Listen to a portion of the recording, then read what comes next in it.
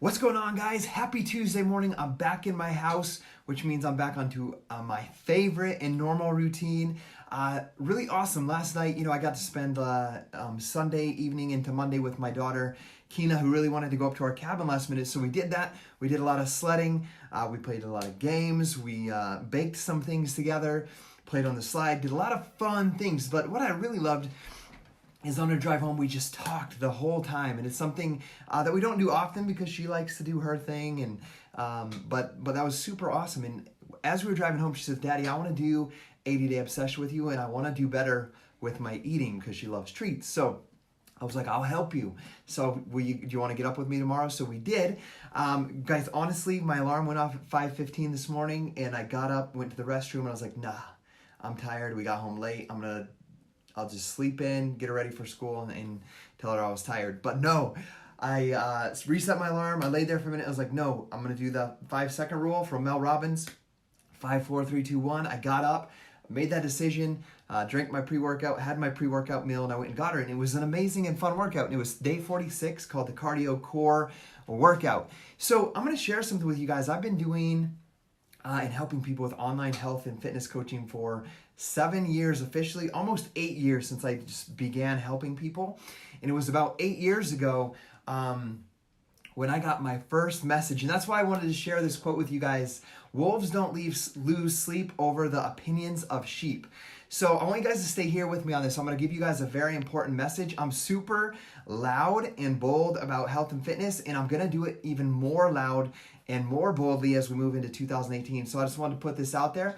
In case you're one of those people that are slightly judgmental, or you're out there trying to share a message and something you believe in, and people are going to start bashing you or bullying you or trying to pull you down to their level, okay? So either you're on one side or the other side. You're the one doing that to people, or you're the one that's going to receive that. It's just the way the life is. So as I share this message, I won't accept any bashing of any sort of anybody on the comments below. If I see it, I'll delete it. So just know that first and foremost. But I'm sharing this in hopes of, a lot of times we look at our kid, like my kids are in elementary school, we look at bullying as something that happens in elementary school. But bullying, in fact, happens with adults, which is pretty sad if you think about it. But bullying happens so much on social media platforms, and even in the fact of gossiping from one, let's say, neighbor to another, or one coworker to another. If you're talking poorly about somebody else, you're gossiping, and that is, in a sense, bullying. So I'm going to share this in hopes of raising a slight awareness about bullying and help you guys understand that the opinions of other people do not define your reality. So that's the first thing I want you guys to know. The opinion of others does not define your reality. Now I'm going to share something. It's not really vulnerable, but I'm going to share this message. I'm going to read it. Facebook message I got in 2010 when I first started my P90X journey and began to share about it on Facebook. And it's kind of unique because I'm putting right now 46/80. That means I'm on day 46 of an 80-day program. When I first started my P90X, I was doing 1/90 or 10/90. And I also did this other thing to keep myself accountable, as I was running miles, and I would add them up. So when I was at 50 miles, it would say 1-90, and I'd put like a parentheses 50. The next day it'd be like 1-90, a parentheses 53. And I just did that to track myself and hold myself accountable to my P90X journey and the miles that I was running. So this is the message that I got in 2010. I have it copy and pasted because other people face the same thing that I faced. I show them or teach them this message. I want to teach it to all of you guys. And I share this in hopes to inspire you guys as my friends to go after what you want, and then a deeper purpose and meaning behind that. So guys, when I got this message, this was just one of many messages that I received like this in the beginning of my journey. Here's the thing now is people don't send me these messages because they see the confidence in which I told myself, in which I do what I do, and that we are changing people's lives. So I don't get them anymore. But this was the message I got, and I'll read it quoted. And remember, no bashing on anybody.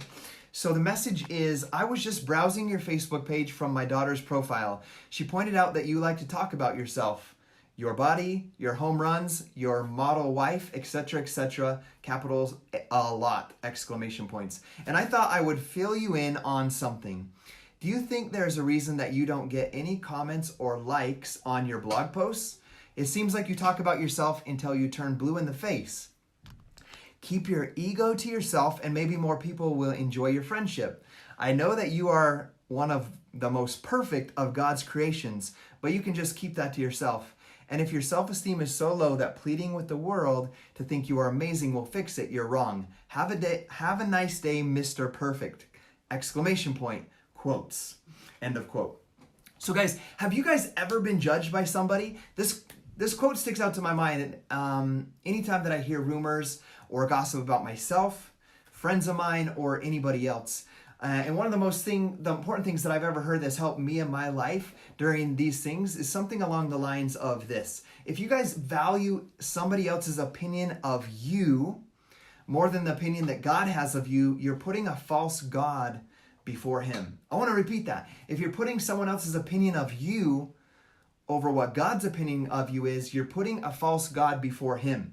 So if you guys know you're doing good in your life, you're doing like good things, you're doing good deeds, you're serving, you're doing the best that you can, the opinion is the only acceptance that you should seek and the only approval that you should seek is God's approval. So guys, remember, wolves don't lose sleep over the opinions of sheep.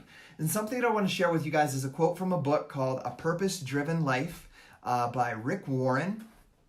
For when you yourself or a loved one or a family or a friend begins to go through some sort of trial or being judged for something that you're doing, for taking on a new career or switching career paths or going after a new goal or doing something outside the box of what your friends or the people around you expect or think that you should do, is this quote from Rick Warren.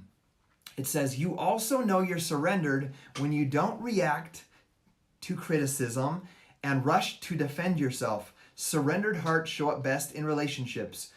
You don't edge other people out, you don't demand your rights, and you aren't self-serving when you are surrendered." So that's the message I wanted to give you guys today. If you're being judged, remember that if you're putting someone else's opinion of your life over the opinion that God has of your life, you're putting a false God before you. That's my belief. I wanted to share that with you guys today in case you go through some sort of judgment, gossip, or trial in your life of that magnitude. So guys, day 46, I'm going to boldly proclaim. Day 47 tomorrow, I'm going to boldly proclaim that the people that we are working with are changing their lives, and I'm proud of that. We'll love you guys, and we'll guys see you tomorrow on the next day. Peace.